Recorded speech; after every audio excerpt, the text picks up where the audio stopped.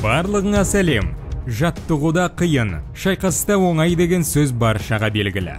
Сондықтан сарбаздарды дайындау әскери операциядан гөрі күрделірек екені түсінікті.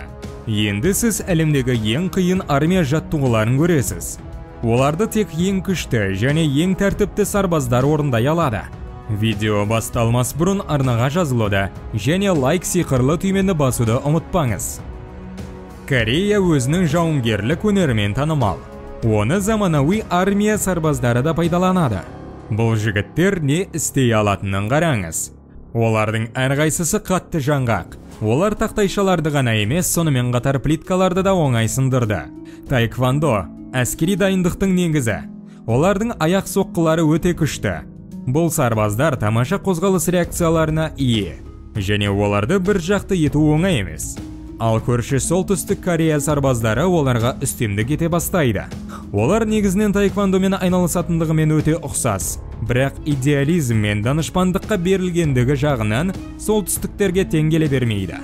Олар шиеленісті жағдайда жаумен қалай күресуге болатынын қараңыз. Жеңіл соққымен солдат бірнеше кірпішті сындырды.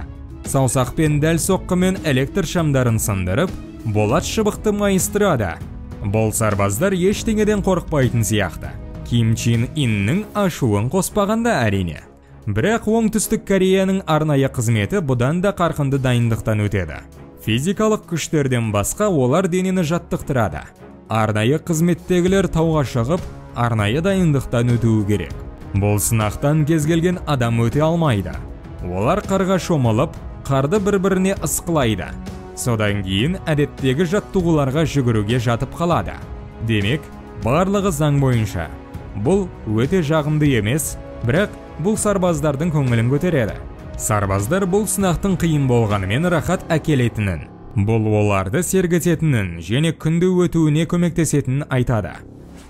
Вьетнамда әскери сынақтарға тек әскерилер ғана емес, полиция қызметкерлері де тартылады. Бұл елде семіз полицейлерді көрмейсің. Олардың бастан кешкен ауыр жаттығуларын қараңыз. Олар тырнақтардың үстінде, сынған тастар мен бетон тақтайшаларында жатады. Болат шыбықтары мойындарына иеді. Олардың денесінде бірде-бір бос бұлшық ет жоқ сияқты.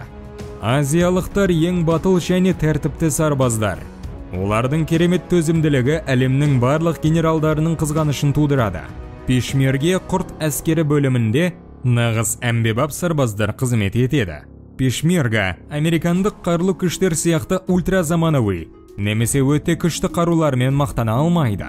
Бұл сарбаздар кеңестік дәуірден қалған қару-жараққа шыдауға мәжбүр. Бірнеше мың мылтықтан Калашников автоматына дейін. Оның орнына оларда болаттан жасалған бұлшықеттер бар. Олар мүлдем қорықпайды, және әлсіздіктері жоқ. Әлемнің кейбір әскерлері күрделі жаттығуларды орындайды.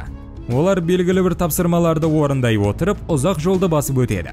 Тайваньдық теңіз мысықтары соншалықты ауыр сынақтарға ұшырайды. Сондықтан кобра қанын ішу сынақтан гөрі марапатқа ұқсайды. Нағыз теңіз мысықтары болу үшін олардың неден өтуі керек екенін қараңыз. Қарулас жолдастарының қырағы көзінің астында ол таспен тасты жағалап 50 метрге жорғалап өтуі керек. Бұл аспанға апаратын жол деп аталады.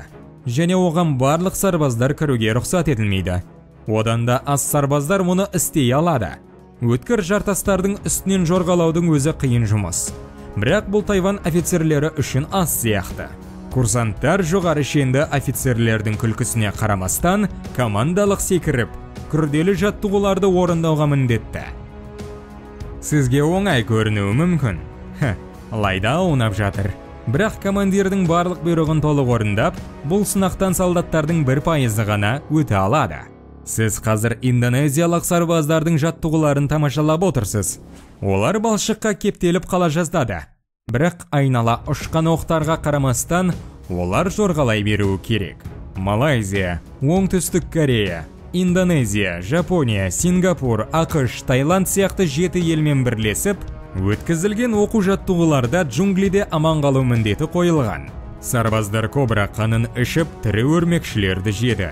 Бұл жапондық, корейлік және тайлық сарбаздарды таңғалдырмады. Бірақ американдықтар үшін бұл өте қиын болды.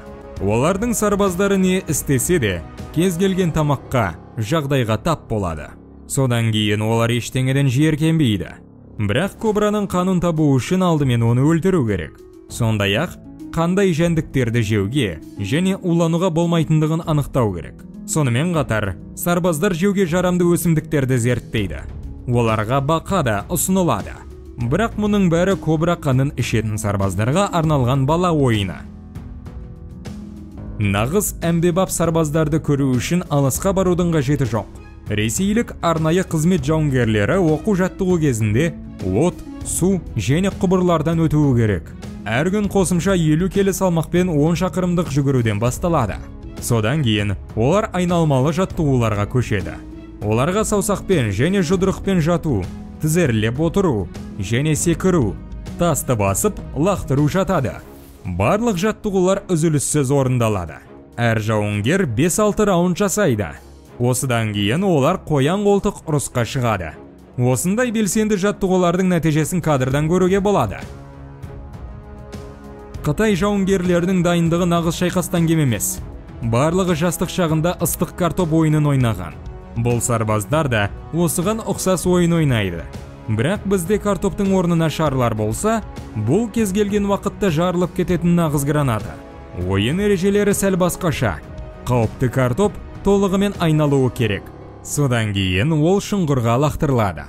Гранатаны лақтырған кезде ол жарылып кетпес бұрын сарбаздар мүмкіндігінше секіру керек. Мұндай оғаш ойында қателесу қаншалықты қымбат екенін айтпағанда, бір кездері граната шұңқырға түспей сарбаздардың қасына қонған дейді. Бақытымызға орай нұсқаушының найзағайдай жылдам әрекеті нәтиже берді. Ол қақпанға секіріп қана қоймай, қатып қалған сарбаздарды да алып шықты. Америка құрама штаттарының теңіз корпусы әлемдегі ең үлкен армиялардың бірі болып табылады. Теңіз мысықтары арнайы бөлімшелерде әлемдегі ең күшті жаттығуларға және ең жақсы қаруларға ие болып саналады.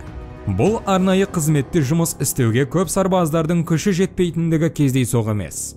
Теңіз мысықтары экстремалды жағдайда жаттығу жасайды. Жаттығулар арасында күш жаттығуларының алатын орны ерекше. Сондай-ақ, психикалық дайындық оларды ең стресстік жағдайларда да салқын болуға үйрету үшін жаттығу кезінде стресс деңгейін арттырады. Бірақ оларды теңіз мысықтары деп бекер атамайды. Жауынгерлер құрлықтағыдай суда да өзін сезінуі керек. Теңіз мысықтары ең экстремалды жағдайларда жүзуге үйретілген. Сынақтан өту үшін олар аяқ қолдары бекінген күйде жүкпен жүзу кезінде тыныстарын ұстай алуы керек. Міне, ағылшын сарбаздары осылай жаттығады. Олар күн сайын кем дегенде 45 минут балшықта жаттығады. Осындай төтенше жағдайларда олар жыландай жүгіреді, басады, жатып алады, жорғалайды. Достар, видео ұнаса лайк басып, жазылуды ұмытпаңыздар.